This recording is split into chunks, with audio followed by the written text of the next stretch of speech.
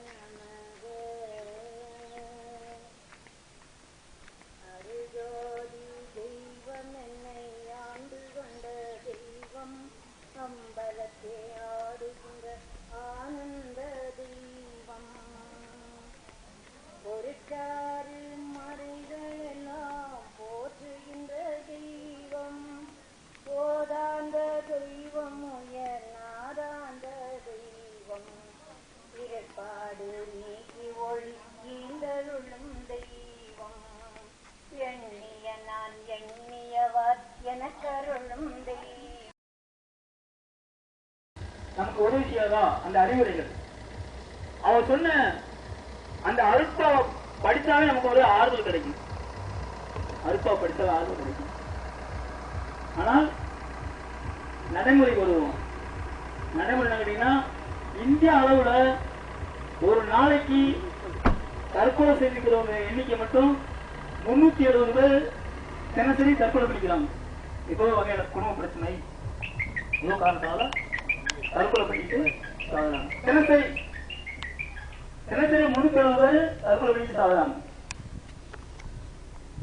உலக அளவுல கிட்டத்தட்ட 6000 பேர் தினசரி தற்கொலை பண்ணிட்டு சாகுறாங்க. ஏன் தற்கொலை பண்ணிக்கிறாங்கன்னா, அங்க அறிவு வேலை செய்யல, நல்ல அறிவு சொல்றதுக்கு ஆள் இல்ல. ஏன்னா அம்மா அப்பாவே சொல்றாங்க, ஆடு மாடு சாப்பிடு, அடி சாப்பிடு, உனக்கு நல்லா சொல்றாங்க. ஆடு மாடு சாப்பிட்டோம்னா அங்க அறிவு வேலை செய்யுமா? சரி, வாய்ப்பே கிடையாது.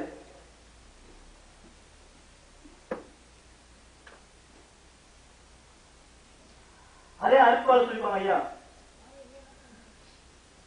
ஞான மருந்தும் மருந்து சுகம் நல்கிய சிற்றபநாத மருந்து, ஞான மருந்தும் மருந்து அரும்பெருஞ்சோதி மருந்து, என்னை ஐந்தோளில் செய்த கழித்த மருந்து, பொருட்பெரும் போக மருந்து, என்னை புறத்தும் ஆகத்தும் புணர்ந்த மருந்து, ஞான மருந்தும் மருந்து. திடீர்னு ஒரு பிரச்சனை வந்து, குடும்பத்துல பிரச்சனை வந்துச்சு. என்ன பண்றாங்க, காசு போய் மது வாங்க. மது கடை எங்களோட மது கடையாகி போச்சு. மது கடை கவர்மெண்ட் வந்து ஒரு குறிக்கோள் வச்சுட்டாங்க, உங்களுக்குன்னா இவ்வளவு மது வித்தாகணும், தீபாவளிக்கு இவ்வளவு வித்தாகணும், லாபம் பார்த்தாகணும். யார் குடிச்சு எப்ப சரி. இன்னைக்கு நடைமுறை சொல்றேன், ஸ்கூல் பிள்ளைதான் குடிக்க ஆரம்பிச்சிட்டாங்க. ஸ்கூல்ல பசங்க குடிக்க ஆரம்பிச்சிட்டாங்க. நடைமுறை ரொம்ப மோசமாயிடுச்சு. அரசுக்கு ஆண்டுக்கு 20,000 கோடி ரூபாய் வருமானம் வருது, பணம் வருது. அந்த பணத்தை வச்சு ஏதாவது செலவு செஞ்சிருக்காங்க. ஆனால் நாட்டு மக்களை கெடுத்து வரக்கூடிய பணம், அந்த பணம் இப்ப நாட்டுல வந்து எவ்வளவோ வந்து கொலை பிரச்சனைகள், அன்றாட வரக்கூடிய திருட்டு. ஐயா சொல்லிப்பாங்க ஒரு இடத்துல, திருடுபவன் ஒரு 5 பாவங்கள் சொல்லிப்பாங்க. ஐயா சொல்லிப்பாங்க, திருடுபவன் பொய் பேச அஞ்ச மாட்டான். அதாவது மது பிடிப்பவன் பேசிக்க மது குடிப்பவன் கொலை செய்யாமல் இருக்க மாட்டான். மது குடிக்கிறவன் கட்டாயம் கொலை செய்வான். ஆனா அவனுக்கு சாப்பிடுறது என்ன கிடைக்கிறா சாப்பிடுவான். மது குடிப்பவன் கொலை செய்யாமல் இருக்க மாட்டான். காமத்தில் ஈடுபடுவான். திருடாமல் இருக்க மாட்டான். பொய் பேச அஞ்ச மாட்டான். இது ஐம்பெரும் பாவங்கள். அப்படிப்பட்ட பாவத்தை இன்னைக்கு தமிழ்நாட்டில் ஆண்டுக்கு 20,000 ரூபாய் வருமானம் வருது. அதை செஞ்சுட்டு இருக்கிறாங்க. மேற்கொண்டு பொங்கல் தீபாவளி விசேஷ நாட்கள்ல அதிகமா லாபம் பார்க்கணும் அப்படிங்கிற நோக்கத்துல செயல்பட்டு இருக்கிறாங்க. ஏன்னா அரசு இன்னைக்கு அது சன்மார்க்க அரசு கிடையாது. அரசு பொதுவான அவங்களுக்கு தெரிஞ்ச அறிவுல செயல்பட்டு இருக்கிறாங்க. இன்னைக்கு இதுக்கு முதல்ல கருணாநிதி இருந்தாரு. ஒரு முறை கூட வடலூர் வந்தது கிடையாது. எத்தனை வருடம் ஆட்சி முறை இருந்திருக்காங்க. ஒரு முறை வடலூர் வந்துருக்காங்க. வரல. தேவையா இருந்துட்டாங்க. ஒரு முறை வடலூர் வரவே கிடையாது. பூரா பாலட்டு ஆழம் மருந்து எல்லாமே வடலூர் வரவே கிடையாது. இன்னைக்கு கூட போன மாசம் திரைப்பட 100ஆண்டு விழா கொண்டாடினாங்க. அதுல 10 கோடி ரூபாய் கொடுத்திருக்காங்க. தமிழ்நாடு அரசு 10 கோடி ரூபாய். 4 நாள் விழா தான். 4 நாளைக்கு செலவு 10 கோடி ரூபாய். தமிழ்நாடு பணம், மக்கள் பணம் கொடுத்திருக்காங்க. அன்னைக்கு வடலூர் பாத்தீங்கன்னா, வடலூர்ல மாசம் 6-7 பேர் செத்துட்டு இருக்காங்க, சாகுறாங்க. ஏன்னா சாப்பாடு கிடைக்குதுன்னு போய் அங்க தங்கியிருக்காங்க. கிட்டத்தட்ட ஒரு 400 பேர் இருக்கும். அதான் 3 பேர் சாப்பாடு கிடைக்குது, பிரச்சனை இவனுக்கு படுத்துக்கலாம். அதை நம்பி கொண்டு போய் 4 பேர் மகன் கூட ஒண்ணு அப்பாவை கொண்டு விட்டு வந்துடுறாங்க, அம்மாவை கொண்டு விட்டு வந்துடுறாங்க. இப்ப சில கோவிச்சு போடுறாங்க. வீட்டுல மகன்கிட்ட கோவிச்சு போடுறாங்க, மருமகள்கிட்ட கோவிச்சு போடுறாங்க. போய் அங்க சாப்பாடு கிடைக்குன்னு சொல்லி கிடக்குறாங்க. 4 வரைக்கும் கிடக்குறாங்க. சரி, மாசத்துக்கு ஒரு 5-6 பேர் செத்துக்கிட்டே இருக்கிறாங்க. 4 பேர் இருக்காங்க. வயசாகி சாப்பாடு கிடைக்காம சாகல, வயசாகி செத்துக்கிட்டு இருக்கிறாங்க. அவங்கள கவனிக்கிறதுக்கு எந்த இதுவும் கிடையாது. அவங்க பிச்சை எடுத்து சாப்பிட்டு இருக்காங்க. அதை பார்க்கறதுக்கு ஆள் கிடையாது. இன்னைக்கு 4 நாள் விழாவுக்காக 10 கோடி ரூபாய் செலவழிச்சிருக்காங்க. போன மாசம் செலவு. அந்த மாதிரி எவ்வளவு வீண் செலவுகள். நடைமுறை சொல்லிட்டு சொல்றாங்க. நடைமுறை சன்மார்க்கம் எப்படி ஒரு ரூபாய் சொல்லிட்டு இருக்கோம், ரூபாய் நடைமுறை இப்படி போயிட்டு இருக்கோம். அது மாதிரி இப்ப விஜயகாந்த் எதிர்கட்சி வந்தவர், எதிர்கட்சி தலைவர் விஜயகாந்த், தமிழ்நாடு அளவுல எதிர்கட்சி தலைவர் விஜயகாந்த், நடிகர் விஜயகாந்த். அவர் பக்கத்துல வடலூர் பக்கத்துல விருத்தாக்குளம் செய்கிறார் அவர். ஆனா ஒரு முறை வடலூர் வந்தது ஐயாவோட சபைக்கு வந்து அவனுக்கு என்னன்னு வராது, சன்மார்க்கத்துக்கு நினைக்கிறே இருக்காரு. அந்த கருங்குடி சொல்லக்கூடிய நம்ம ஐயா இது 9 வருஷம் அந்த கருங்குடி ஊர் விருத்தாக்குளம் தொகுதி சேர்ந்தது. மேட்டுக்கு போவோம் விருத்தாக்குளம் தொகுதி சேர்ந்தது. ஆனா ஒரு முறை கூட அங்க வந்தது கிடையாது. அந்த மாதிரி நடைமுறை அப்படி இருக்கு. அரசுக்கு சன்மார்க்கத்தை பத்தி கவலை இல்லை, வளர்வதை பத்தி கவலை கிடையாது. வளர என்று சொன்னாலும் எதிர்த்தும் அவங்க தயார் இல்லை. ஏன் வளர எல்லாத்தையும் பிடிக்கிற ஒரு காரணம் இல்ல, நிறைய அறிவுரை சொல்லிருக்காங்க. அறிவுரை உடம்பு பக்குவமா வச்சுக்கணும், எப்பவுமே பச்சடி குடிக்காதீங்க, சுடுதண்ணி குடிங்க, இதே சொல்லுவாங்க. குளிக்கிறதுக்கும் சுடுதண்ணி குடிங்க, குடிக்கிறதுக்கும் சுடுதண்ணி குடிங்க, மாலை நேரத்தில் குளிச்சீங்கன்னா கட்டாயம் சுடுதண்ணி குடிக்கணும் சொன்ன அறிவுரை சொல்றாங்க. அதே மாதிரி கருப்பாளி சொல்லக்கூடிய அற்புதமான மொழியை இன்னைக்கு சக்கர நோயால் நிறைய கஷ்டப்பட்டுருக்காங்க. சக்கர நோயாளிகள் கஷ்டப்பட்டு இருக்காங்க. காலை சுருங்க சக்கரை காலை எடுக்க வேண்டிய சொல்லணும். அவ்வளவு மோசம் இருக்கு. ஒரு மொழி சக்கர நோயாளிகள் நீ குடிக்கிட்டே இருக்கு. இந்த நோய்களுக்கு தான் முக்கியமான காரணம் என்னன்னு சொல்றாங்க. உணவு பழக்கம் தான் முக்கியமான காரணம். யாரும் கொடுக்காம அவங்களே சாப்பிடணும் சொல்லி வயிறு சாப்பிட்டு கணையமா கெட்டு போய் அந்த சக்கரை நோய் வந்தது. கணையம் சரியா சுரக்காதனாலதான் இன்சுலின் சுரக்க மாட்டேங்குது. அப்புறம் இன்சுலின் ஊசி போறாங்க, தினசரி ஊசி போறாங்க. சக்கரை நோயாளிகள் இன்னைக்கு நடைமுறையில தினசரி ஊசி போட்டு இருக்காங்க. மாட்டு என்ன தெரியாதுன்னா பால் கறக்கும் போது தினசரி ஒரு ஊசி, காலை ஊசி, தாண்டல ஊசி. எதுக்கு போறீங்கன்னா ஊசி போட பால் சேர்த்து கறக்குமா மாடு. அப்ப அந்த பாட்டை சம்மாதி கொடுத்துருக்காங்க. அதுல 2 ஜோதி காரணம் ஊசி காரணம் ஊசி. அது மட்டும் இல்ல, இன்னைக்கு பிறந்து 20 நாள்ல காலம் முடிப்பதாமே ஏற்றி கொடுத்து மாடை கண்டுபிடி இல்லாம பால் தந்துட்டு இருக்காங்க. ஆனா இந்த கொட்டை விஷயம் பண்ணாங்க, நல்லா வளர்த்து பால்ல கலந்துட்டு திருப்பி அது பால் கலக்க முடியலன்னா அதை திருப்பி இறைச்சிக்கு தான் போகும். எந்த மாட்டையும்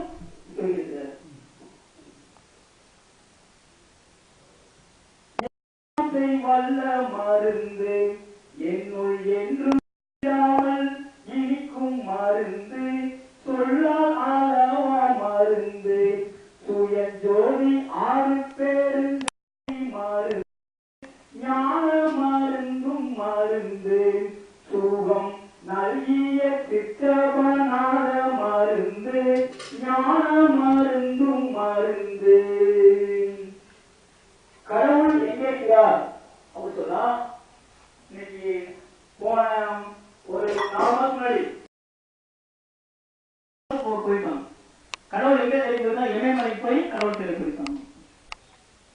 ஆனா ஐயா சொல்றாங்க, காது காட்டு மருந்து என்ற கையில் போர் கங்கணம் கட்டு மருந்து ஆனாகி பெண்ணா மருந்து அதுவாகி மணிமண்டில் ஆடு மருந்து ஞான மருந்தும் மருந்து சுகம் நல்கிய சிற்றபநாத மருந்து ஞான மருந்தும் மருந்து. கடவுள் உங்களுக்குள்ள கடவுள் இருக்கின்றார். கடவுள் நமக்குள்ள, நம்முடைய புருவ மத்தியில ஜோதியா நமக்குள்ள இருக்கிறார். அதாவது நம்ம இந்த உடம்பு நம்ம கிடையாது, அதெல்லாம் சொல்லுவாங்க. இந்த உடம்பு நம்ம கிடையாது, நமக்குள்ள ஆன்மான்னு ஒண்ணு இருக்கு, அந்த உயிர். அந்த ஆன்மா அப்படி கேட்டீங்கன்னா சிற்றணு வடிவுடையது சொல்லுவாங்க. அணுவே கண் தெரியாது. இந்த ஆன்மா சிற்றணு வடிவுடையது. இந்த ஆன்மாவுக்குள் ஆன்மாவாக, இந்த ஜோதிக்குள் ஜோதியாக கடவுள் நமக்குள்ளே இருக்கிறார். அப்ப இந்த உடம்பை நம்ம அளவாக்கிட்டோம் சொன்னா கடவுள் நம்மகிட்ட இருந்து வெளிப்படுவார். அதான் சொல்றாங்க. அங்க நம்ம இந்த உடம்ப, அதாவது மாமிசம் சாப்பிடாம, அதாவது முட்டை மீன் மாமிச வகையை சாப்பிடாம இருந்தாலே நம்மள கட்டாயம் கடவுள் அன்பான ஒரு வழியில வெளிப்படுவார். கடவுள் வடிவம் என்ன கேட்டீங்கன்னா, அவரு ஜோதி வடிவானவர். அவர் குணாதிசயம் என்னடா, அவர் இறக்க வடிவமானவர், கருணை வடிவமானவர், முக்கியமா அறிவு வடிவானவர். அதான் கடவுள் சொல்ல முடியாது. இன்னைக்கு இந்திய அளவுல 370 பேர் தினசரி தற்கொலை பண்ணிக்கிறாங்க.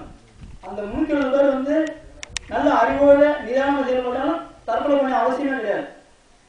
எல்லாருமே சாப்பாடு இல்லாம தற்கொலை பண்ணிக்கல, சொத்துக்கள் இல்லாம தற்கொலை பண்ணிக்கல, சொந்தக்காரன் இல்லாம தற்கொலை பண்ணிக்கல, அறிவு இல்லாதனால தற்கொலை பண்ணிட்டாங்க. அத கடவுள் எப்படி இருக்கிறார்? ஞான வடிவமாக கடவுள் இருக்கின்றார், அறிவு வடிவமாக கடவுள் இருக்கின்றார். சுத்த சன்மார்க்க மருந்து ஆருள் ஜோதி மலையில் துளங்கு மருந்து சித்துருவான மருந்து என்னை சித்தலாம் செய்ய செய்வித்த மருந்து ஞான மருந்தும் மருந்து சுகம் நல்கிய சிற்றபநாத மருந்து ஞான மருந்தும் மருந்து அன்பர்க்கெளிய மருந்து மற்றை ஐவர்க்கும் காண்டற்கரிய மருந்து என்பட்டில் ஓங்கு மருந்து என்னை இன்ப நிலையில் இழுத்து மருந்து ஞான மருந்தும் மருந்து சுகம் நல்கிய நாத மருந்து ஞான மருந்தும் மருந்து. அற்ப நல்லா மனசு விட்டு வாயிட்டு படிச்சாலே அந்த மாதிரி கவலைகள்லாம் போயிடும்.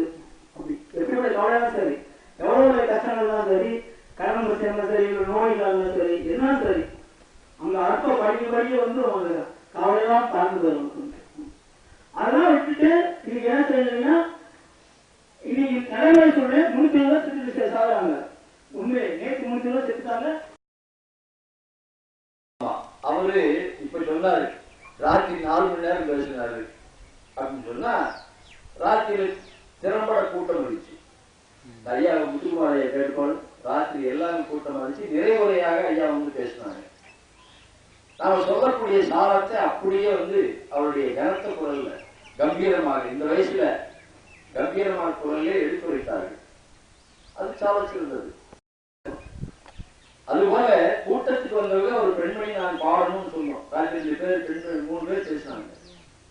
அவங்களுக்கு ஆளுமைய அது மாதிரி விட்டுக் கொடுக்கிற மனப்பான்மை வேணும் என்பதையெல்லாம் சொல்லி மீண்டும் உங்கள் அனைவருக்கும் இந்த காலை வேலையை வந்தான்னு சொல்லி ஐயா அவர்கள் பெயர் தெரியாது என நிறைய பேர் பெயர் தெரியாம இருக்காங்க.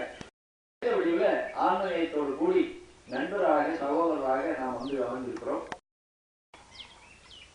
எவையேனும் சொல்ல விளைந்தால் திருவருள் கருணை என கருதி நாம் உங்களோடு பகிர்ந்து கொள்கிறோம் என்பதுதான் நம்முடைய நிலைப்பாடு. எல்லா ஊர்களிலேயும் சங்கம் இருக்கிற ஊரிலேயும் ஆன்மீக கூட்டங்களிலேயும் திறம்பட மணிக்கணக்காக பேசி கதைகளா சொல்லி கைதட்டல் வாங்கி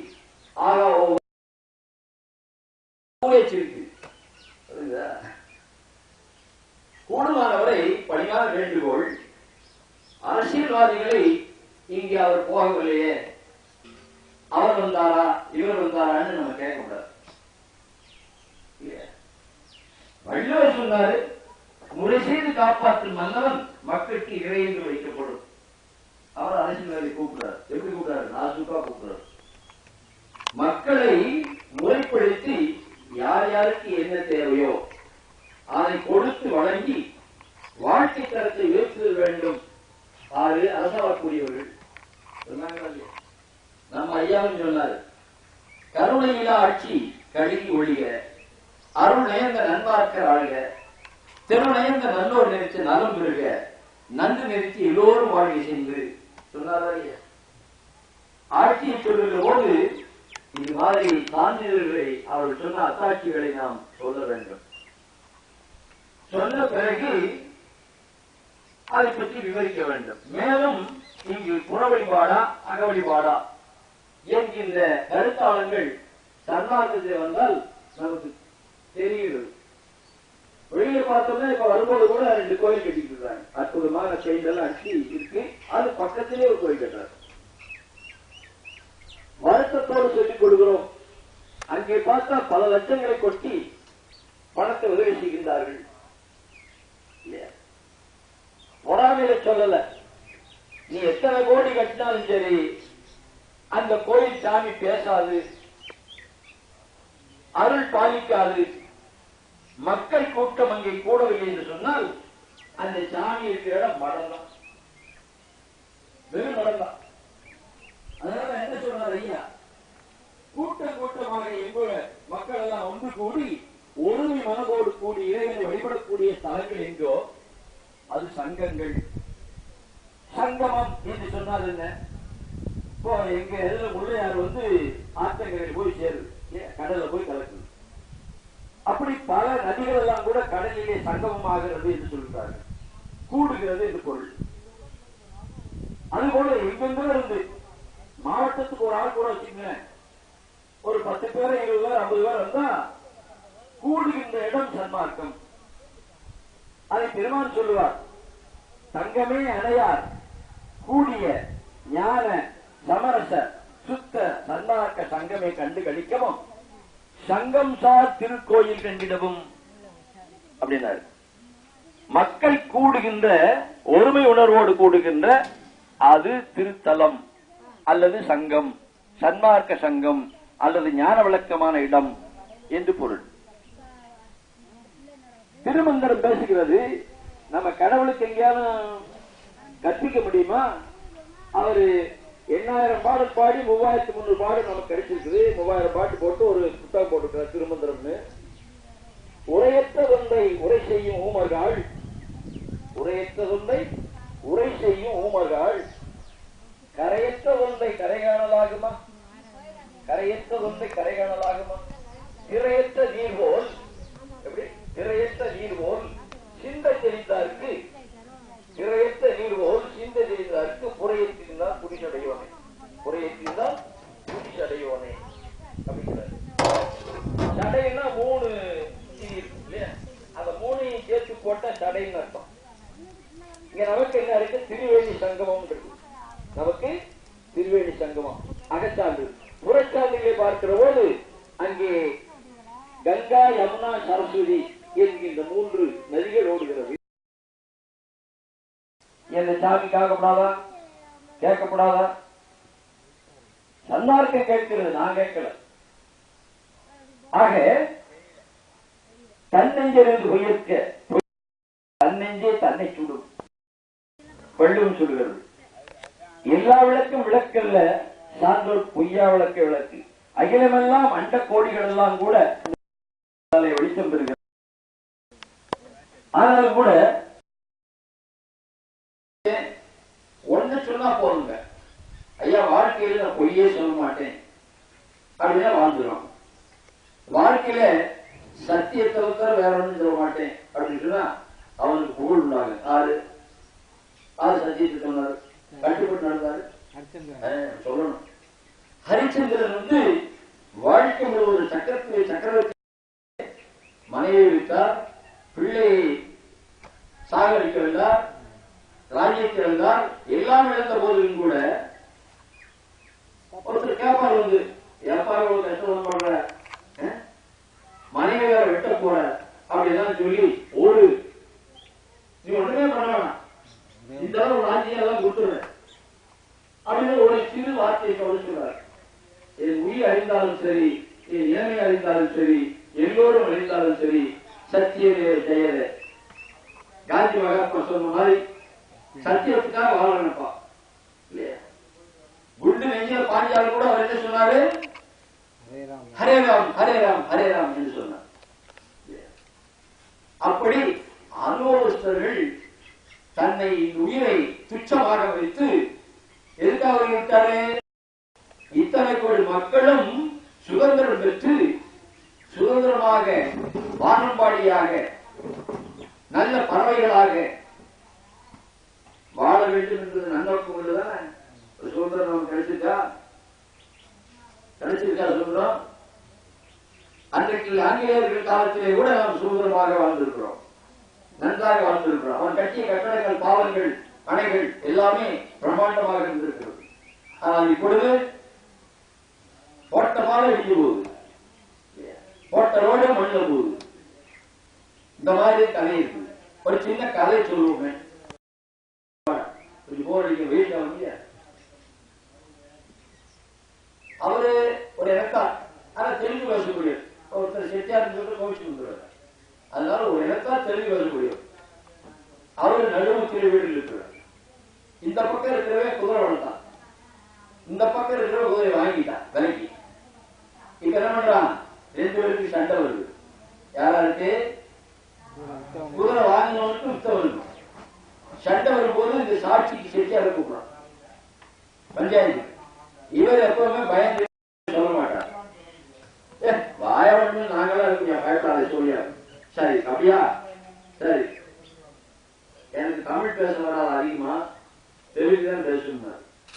எதுவும் பாசிய சூர்யா சொல்லிடுவாங்க. சரி அப்படியா, சரி இந்த குதிரை யார் அடிக்க முடியல, இப்ப யாருக்கு இருக்குது இந்த விவரத்தை பற்றி உனக்கு தெரிஞ்சா ஊழ வீட்டுக்காரன் தெரியும் சொன்னார். அப்ப சொன்னா 2 பேரும் வரவேற்று இருக்கார். 2 பேருமே.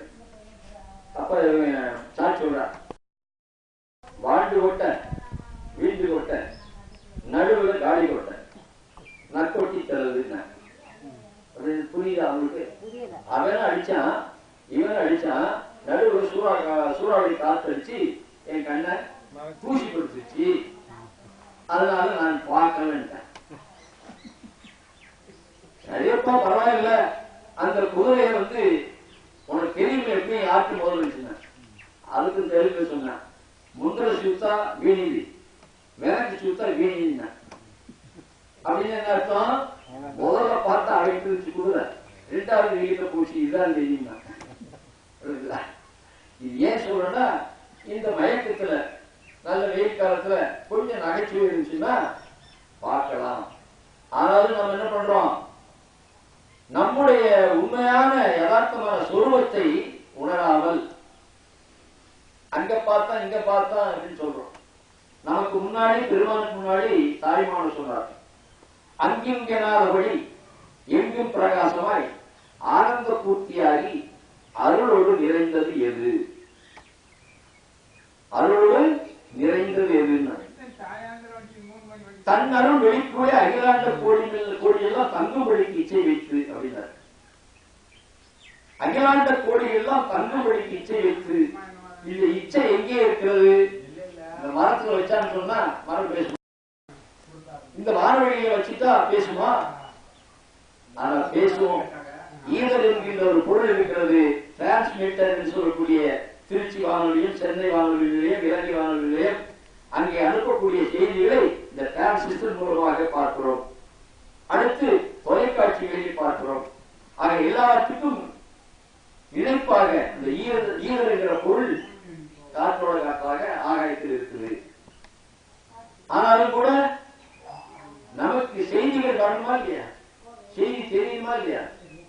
இந்த அண்ட கோடிகள் எல்லாம் பெருமான் சொன்னார் அகவல்ல, அண்ட கோடிகள் எல்லாம் அரை கணக்கு ஏகி கண்டு கொண்டிட ஒளிர் கலை நிறை வெளியே அப்படிங்கிறார். வெளியில் இருக்கிற பொருள்கள் அறிந்து சொல்வதாக இல்லை. இந்த உடம்புக்குள்ள அந்த மணி இருக்கிறது. ஐயா அருமையா சொன்னாங்க, போறதெல்லாம் அப்படி சொல்றாரு. 6 திருமுறைகளையும் ஒழுங்காக படிக்க வேண்டும். படிப்படியாக படித்து அதனுடைய பலன்களை புரிந்து கொண்டு நீ மேல்நிலைக்கு செல்வது யாருக்கும் தடையே கிடையாது. எஞ்ஞானம் அறத்தெறிந்தோர் கண்டும் காணேன் என்கின்ற அனுபவம் என்று தேவை.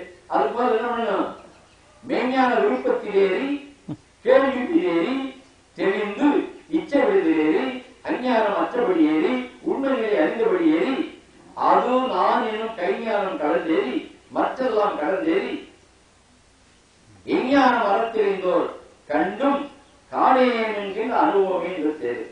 படிநிலையே சொன்னாங்க. இப்படி கண்டனை ஒரு படி இல்லையா, மாடி பிடிக்கிறோம் ஒண்ணுக்கு ஒண்ணு வச்சுக்காரா இல்லையா? இப்படி கண்டனை இனி ஒரு வழியலாம் அப்படியே புரிஞ்சோதி. அந்த காலத்துல எஸ் கொக்கோ கேள்விப்பட்டிருக்கீங்களா? ஆமா, அந்த ஐயா சொல்றாரு. ஏன்னா இப்ப அவங்களுக்கு தெரியாது, எஸ் கொக்கோ தெரியாது. அவர் இந்த கால இப்ப சிமெண்ட் குறைக்கிறா பாருங்க, பூட்ஸ் அது மாதிரி போட்டு லெதர்லாம் போட்டு ஒரு பூட்ஸ் போட்டுப்பான். கீழே ஸ்கிரீன் இருக்கும். அதை ஊண்டி அப்படி மிதிச்சான்னு சொன்னா சைன் மேல விடுறான். எங்க மாடிக்கு போயிடும். நம்ம போக முடியுமோ? படி வழியா தான் உள்ள ஏறணும். அந்த படி வழியா நம்முடைய பெருமானே இறங்கியிருக்காரு. இப்படி கண்டனை இனி ஒரு வழியெல்லாம் அப்படியே புரிஞ்சோதி. படிமுடி கடந்தனை மாறில் பாரம் அடிமுடி காட்டியார் புரிஞ்சோதி. அடிமுடின்னா நம்ம என்ன பண்ற கதை பார்க்கிறோம். பூமிக்கு மகாவிஷ்ணு பந்தி உருவாக்கி போறாரு. பிரம்மா அந்த தாளம் பூவை சாட்சிக்காக அழைத்தாரு அப்படின்னா கதை சொல்லுவோம். இடையில ஜோதி அருட்பெரும் ஜோதியா இருந்தாரு அப்படின்னு கதை சொல்றோம். அழகா சொல்றாரு. அடி நடு முடி என்று அகவலையை சொல்லும் போது, அருளை பற்றி சொல்லுகிற போது, அருளே நம் அடி, அருளே நம் முடி, அருளே நம் நடுவாம் என்ற சிவமே என்று சொல்கிறார். அருளே நம் வடிவம், அருளே நம் பெயர், அருளே நம் தொழில், அருளே நம் விருப்பம், அருளே நம் மனம், அருளே நம் அறிவு. இப்படி அற்புதமான செய்திகளை அகவலிலே கொடுத்துக் கொண்டிருக்கிறார்கள். நினைச்சு பார்க்கணும். இப்ப நான் கேள்வி கேட்கணும். ஐயா உங்க பேர் ஐயா? இவர் செல்லையா அவர்கள். செல்லையா அவர்கள் நீங்கள் ஆனா பெண்ணா?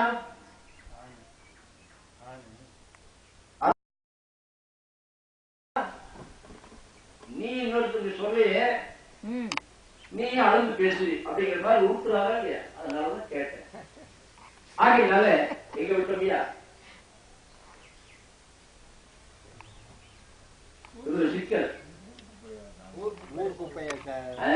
பாரதியார் ஊர் குப்பையெல்லாம் நிலாவை பார்க்கணும். அந்த இடத்த நீங்க என்ன பண்ணணும்னா கண்டுபிடிக்கணும், ஞாபகம் வச்சுக்கணும். அந்த காலங்கள்ல பிளாஸ்டிக் ஒரு கம்பி சுருள் மாதிரி 10 கட்டம் இருக்கும். ஒரு சட்டை மாதிரி போட்டு 10 பாசி உள்ள இருக்கும். 1 2 3 அப்படின்னு 10 வரைக்கும் எண்ணுவான். அது எண்ணி விட்டா கீழே வந்துடும். அதுவே ஒரு ஸ்க்ரூ டைப் பண்ணுவீங்க, ஒரு நட்டை ஏற்றிச்சுன்னா எந்த அளவுக்கு ஏற்றுறோமோ அந்த அளவுக்கு நட்டு கீழே போகாது, மேலே போகாது. அதுதான் அர்த்தம்.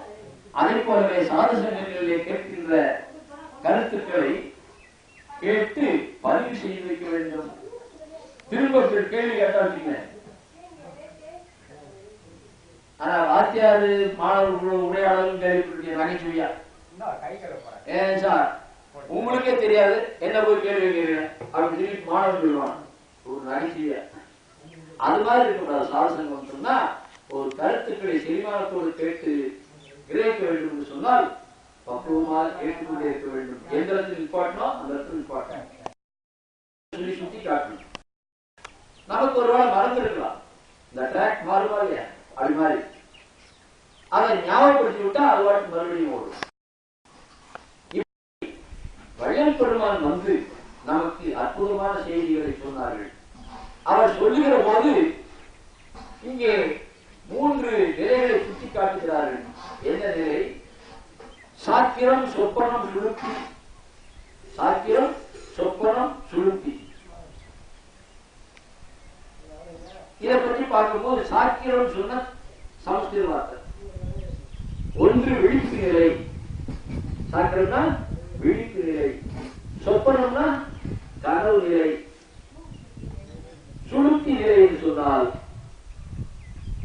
நடுநாடி அல்லது சுழுமுனை அதில் நாட்கள் கொண்டிருக்கிற அந்த 3 நிலைகளை சுற்றுவது. அப்படி சாக்கிரம், சொப்பனம், சுளுத்திங்கிற போது இந்த விழிப்பு நிலையும் அந்த சொப்பனத்தையும் பார்க்கும் போது ஒருத்தர் இறந்து போறான், தூக்கிட்டு வர்றாங்க. ஒரு அம்மா இருக்கு, வீட்டுக்காரர் இல்ல, பொண்ணு குழந்தை, பையனும் பொண்ணு. அன்னைக்கு இருக்கிற இந்த குறவை இருப்பாரு, அதை வாங்கி சட்டியை தண்ணிக்குள்ள போட்டிருந்தா தண்ணிக்குள்ள போட்ட வரைக்கும் உயிரோடு படப்படம் தூச்சிக்கிட்டு இருக்கும். கொஞ்ச நேரம் கழிச்சு இந்த கேப்ப மாவு அல்லது அந்த பழைய காலத்து சாம்பல் இருக்கா அதை போட்டு அடிச்சு உயிர் போயிடுச்சு. இப்ப அது குழம்பாயி போச்சு. ஆனா இங்க ஒரு பிரேதம் தூக்கிட்டு போறாங்க. ஒரு சாமியார் அந்த நேரம் பார்த்து பிச்சை கேட்கிறார், அம்மா பசிக்கிறேன். அதுக்கு முன்னாடி எப்பா 2 பேரு நீங்க ஓடி போய் பிள்ளைகளை சொல்ற, இவர் போறவர் சொர்க்கம் போறாரா நரகம் போறாரா பார்த்துக்கான. இந்த சாமி பசியெல்லாம் ஓடி போச்சு. என்னடா நம்ம இவ்வளவு சாமியாரா இருக்குமே, நமக்கு தெரியாது குழந்தைகளை விட்டு பார்க்க சொல்றாருன்னு சொல்லி அதுக்கு முன்னாடி இங்க ஒரு வாக்குவாதம் நடந்துச்சு. எது அந்த சட்டியில சாகாம இருந்த மீன் இப்ப செத்து போச்சு. அவங்க இந்த உயிர் இப்ப தூக்கிட்டு போறாங்க என்னன்னு கேட்டா, உயிர் போயிடுச்சுப்பா பிணமா தூக்கிட்டு போறாங்கன்னு இந்த அம்மாவை சொல்லிடுச்சு. இப்ப சொர்க்க நரகம்ங்கிறத உரையாடல் பாக்குறாங்க.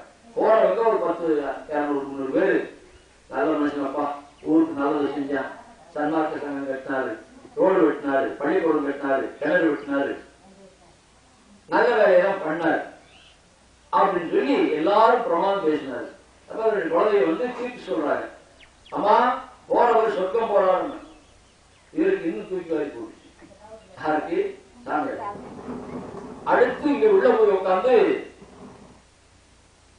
உள்ள போய் பரவல் மாதிரி 2 பேர் சேர்ந்து மறுக்கிறாங்க. இந்த அம்மா சாப்பாடு போட்டு வச்சு மீன் குழம்பு. மீன் குழம்பு போக ஒருத்தருக்கு 6 மீன், அந்த குழந்தைக்கு 5 மீன், பெண் குழந்தைக்கு. அது எப்படி 2 பேருக்கு சரியா போடணுமா இல்லையா அப்படிங்கிற மாதிரி அவங்க என்ன, எனக்கு 6 பணம் போட்டிருக்கிற, அங்க 5 பணம் போட்டிருக்கிற அப்படின்னு இப்படி பேச ஆரம்பிச்சாங்க. ஏதோ தேவையில்லாத கருத்தாலும் கூட சிந்தனைக்காக சொல்லிக் கொண்டிருக்கிறேன். அப்போ இவங்க 2 பேரும் மறுகட்டம் பால் போட்டு அந்த அம்மா வந்துச்சு, என்னடா பிள்ளைகள் எல்லாம் பிரணம் பிரணம்ங்கிறாங்க, ஏமா இப்படி பேசுறேன், நீ யாரமா சொன்ன, தூக்கி போன பணம் உயிர் போயிடுச்சு பணம்னு சொன்ன, இப்ப மீனெல்லாம் துள்ளி குளிச்சு விளையாடிட்டு இருந்துச்சு, இப்ப உயிர் போயிடுச்சு, இப்ப பணம் தானே அப்படின்னு சொல்லி சொன்னோட நம்ம திருநெல்வேலியில இனிமேல் இந்த ஜீவகிம்சை உயிர்களை பண்ணக்கூடாது இல்லையா? அன்றையிலிருந்து சரிமானாகலாம். ஒரு பாட்டு படிச்சுக்கலாம். ஆமா, குறி நெறி, குணம் குறி நெறி. குணம் என்று சொன்னால் பெரியவர்களை சார்ந்து சத்துவ குணம் பெறுதல். சாது சங்கத்திலே இருக்குமையானால் நல்ல சொற்களை கேட்டு மனம் அடங்கி, மனமானது ஆரவாரம் இல்லாமல் ஆடம்பரம் இல்லாமல் கட்டித்தடங்கி இருக்கக்கூடிய வாய்ப்பை பெறுகிறோம். அது நல்ல குணம். குறி என்பது வாழ்க்கையிலே எத்தனையோ குறிக்கோள் இருக்கிறது. அது அடையணும் இது அடையணும் சொல்லி அங்கலாய்க்கிறார். ஆனா சன்மார்க்க நெறியே நல்ல நெறி. அந்த நெறியை அடைய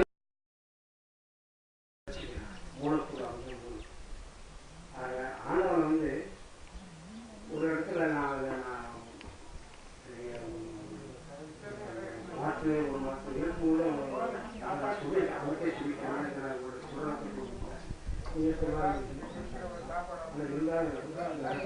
உலகத்தை அவங்க கொடுத்தாரு. புரியுதா? ஒரு மாற்றம் வந்துட்டு சேர்ந்துட்டாங்க.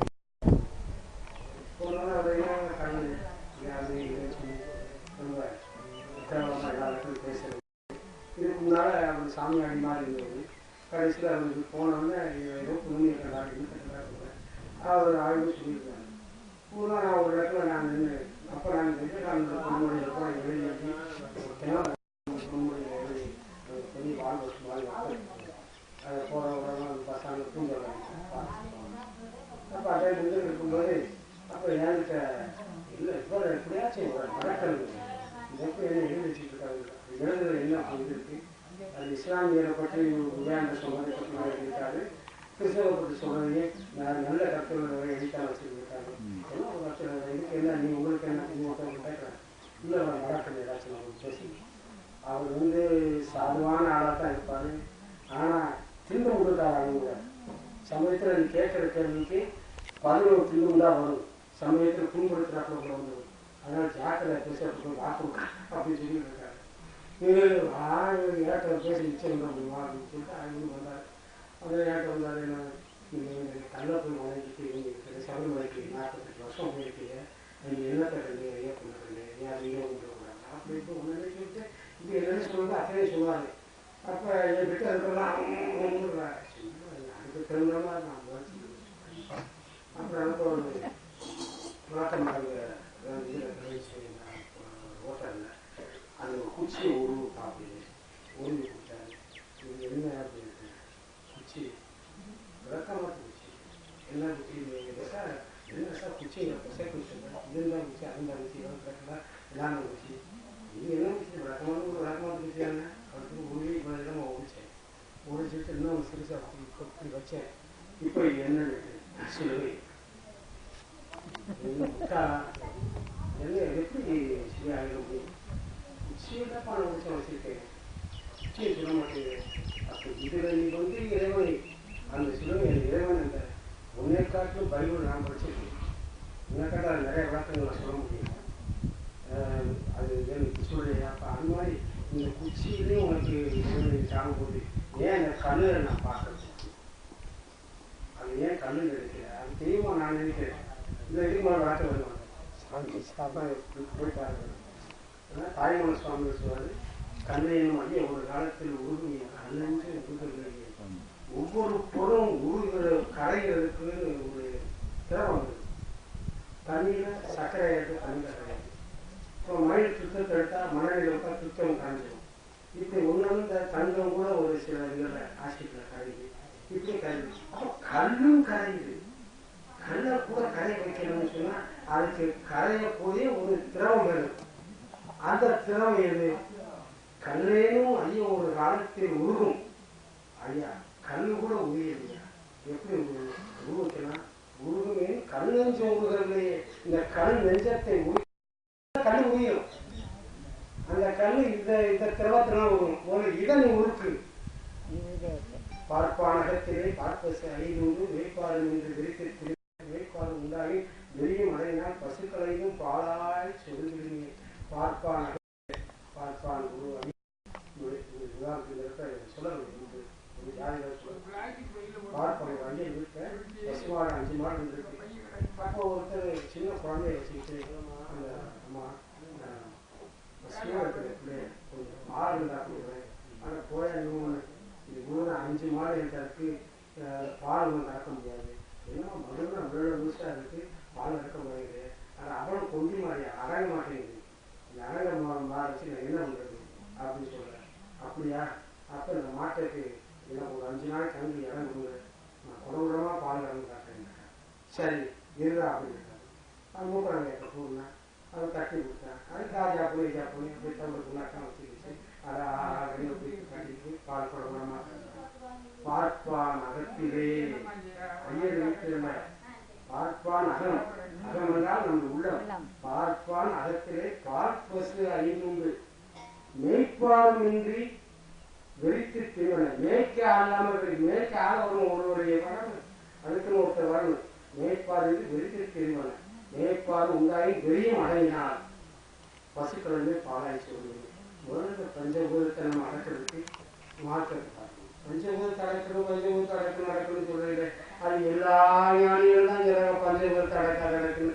என்ன சாமி நீங்க இப்படிலாம் சொல்லுவீங்க, எல்லாரும் பெரியதான் சொல்லுவீங்க. எங்களுக்கு ஏற்ற மாதிரி ஏதாச்சும் சொல்லுங்களேன். நாங்கள் பாமர மக்கள் படிக்காதவங்க, நாங்கள் ஒன்றும் அதை படிக்கல இதை படிக்கல அறுப்பா படிக்கல திருக்குறளை படிக்கல ஒன்றும் படிக்காதவங்க. மாட்டைத்தான் நாங்கள் நினைச்சுக்கிட்டு போகிறோம். இப்படிலாம் சொல்லுவாங்க. எங்களுக்கு ஏதாச்சும் ஒன்று சொல்லுங்களேன் அப்படின்னு கேட்கும்போது அதுதான் சொல்றாங்க. பஞ்ச இயந்திரம் கழுத்துக்கு மேலே பஞ்ச இயந்திரம் இருக்கு. இங்கே இருக்கிறது பஞ்சபூதங்கள். இந்த பஞ்சபூதங்கள் பஞ்ச இயந்திரம் கண் காலு மூக்கு வாய் அறிவு இது மூக்கு மேலே இதுக்கு உள்ளது பஞ்சபூதங்கள். இந்த பஞ்ச இயந்திரத்தை அடக்கணும் பார்க்கணும். பஞ்சு என்ன சாமி எங்களுக்கு உள்ள குடும்பம் நல்லா இருக்கணும், என் பிள்ளைங்க நல்லா இருக்கணும், நாங்கள்லாம் சந்தோஷமா இருக்கணும், அதுக்கு ஒரு வழியை சொல்லுங்களேன் அப்படின்னு இருக்கும்போது கண் காது மூக்கு வாய் அறிவு. கண்ணை இமையை திறந்த உடனே காட்சி தெரியும். காட்சி தெரியுதுன்னா நல்லதும் தெரியும் கெட்டதும் தெரியும். நல்லது மட்டும்தான் பார்க்கணும் சொன்னாலும் பார்க்க முடியாது, பிரிச்ச பார்க்க முடியாது. ஆக கண்ணை திறந்தவுடன் காட்சி தெரியும், அது எல்லாமே தெரியக்கூடிய. அதனால உன்னை கண்ணை அடக்க வேணாம், விட்டு கண் காது காது கண் விட்டாச்சா காது. இப்போ நான் பேசிக்கிட்டு இருந்தா எங்க சாமி எங்க ஏதாச்சும் சொன்னாலும் அதுவும் காதல் பண்ணுது, அந்த ஆபீஸில் அதுவும் காதல் பண்ணுது, இங்கிட்ட ஏதாச்சும் ஒரு நாய் குறைச்சுன்னா அதுவும் காதல் பண்ணுவோம். ஆக காது அதான் தடையை வைக்கல. இந்த கண்ணுக்கு மட்டும் இமைங்கிற ஒரு தடையை வச்சுட்டேன். நீ நல்லது இருக்கிறத பிரித்து பார்க்க முடியாது, வேணா உன் கண்ணை பாதுகாத்துக்கிறதுக்காக இமை காது தடையில எல்லா சத்தம் விழுந்துட்டு தான் இருக்கு. கண் காது மூக்கு நல்ல ஒரு நறுமணம் வந்துட்டு ஒரு துருமணம் வந்தாலும் அதையும் நுகரத்தான் செய்யும். வாய் ஆனால் வாய்க்கு எத்தனை தடை வச்சிருக்கான் பார்த்தீங்களா? இதுக்கெல்லாம் தடையெல்லாம் கிடையாது. கண்ணுக்கு இன்னும் மட்டும்தான், காது கிடையாது, மூக்குக்கு தடை கிடையாது. வாய்க்கு மட்டும் எத்தனை தடை வச்சிருக்கேன். வாயை திறந்தவுடன் பேச்சு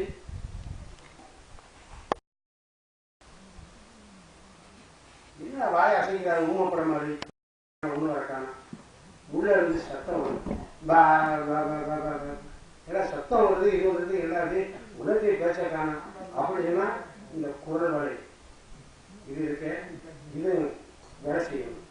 அதுவும் வேலை செய்யணும்னா கடைசி உலகத்துக்கு வரும்போது பல்லு இருக்க பல்லும் இருக்கணும். பல்லு போச்சுன்னா சொல்லு போச்சுக்கிறாங்க, பல்லும் இருக்கணும்.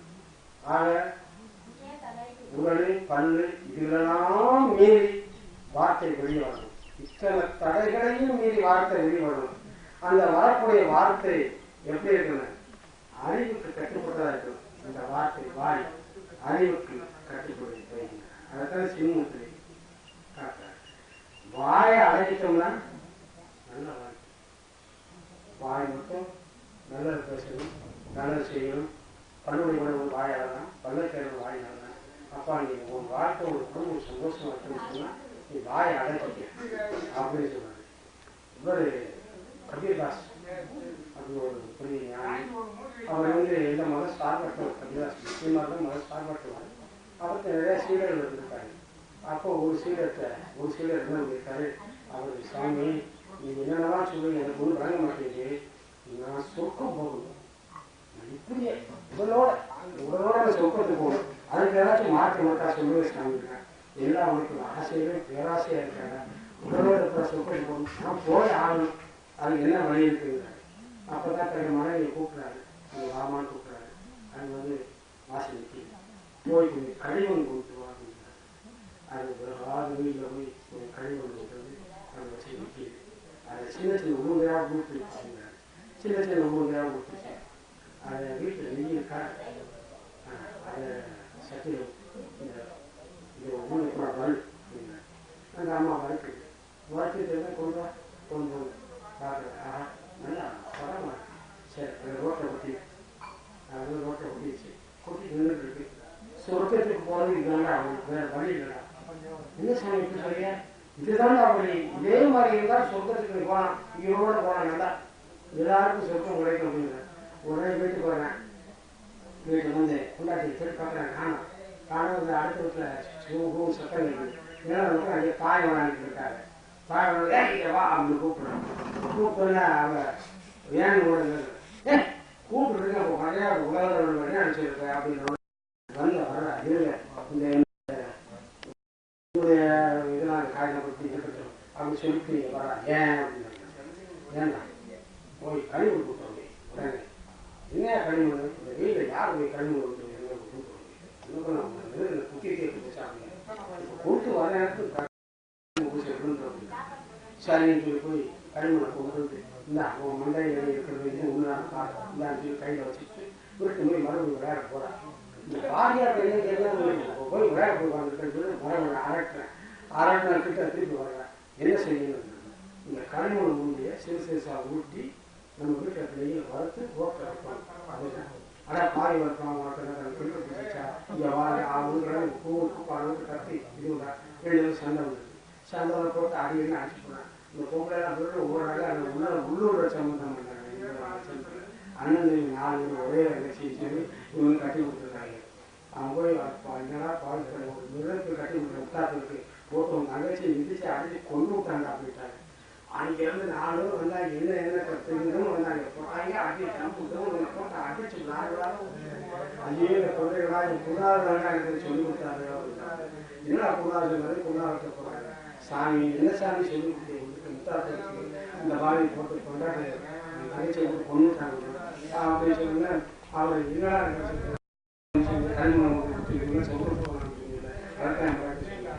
சரிடா என் வீட்டை நான் என் கொண்டாடி கூப்பிட்டு வந்தா நான் சொன்ன வேலையெல்லாம் செஞ்சான்.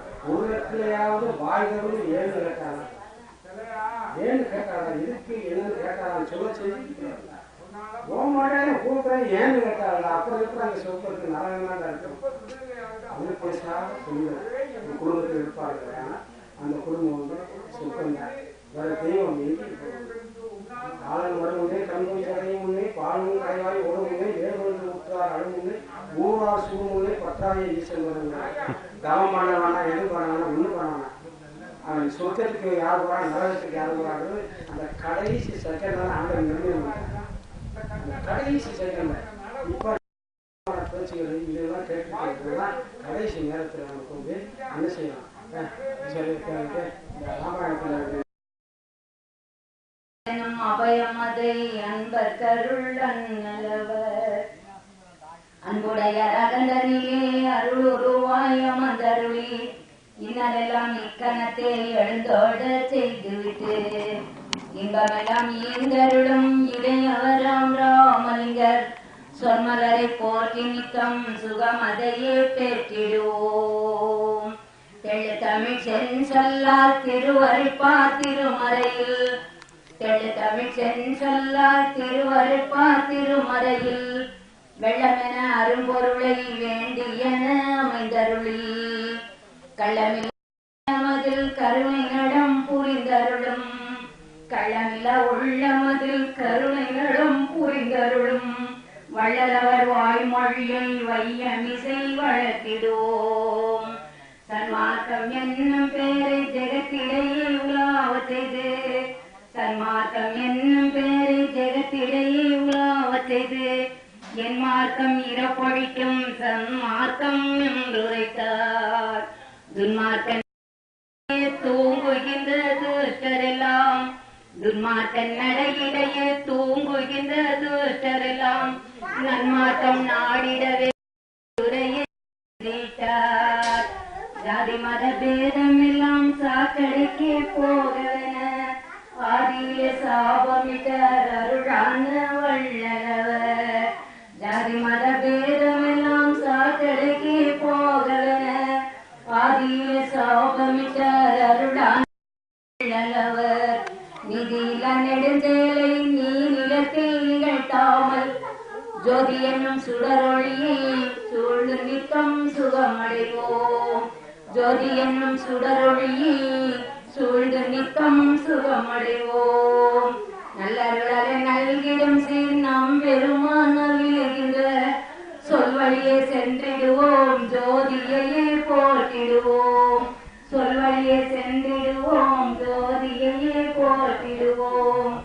வல்லமையால் வையமதில் நல்லதையே நமக்கருளி வல்லமையால் வையமதில் நல்லதையே நமக்கருளி அல்லலே அகற்றிடும் நம் வள்ளலையே பாடிடுவோம். அல்லலே அகற்றிடும் நம் வள்ளலையே பாடிடுவோம். வஞ்சமில்லா நெஞ்சினிலே வாழ்ந்தருளும் வள்ளல் பிரான் கண்டமென வருபவர்க்கே தன்னருளை தந்தருவார். அருட்பெரும் ஜோதி.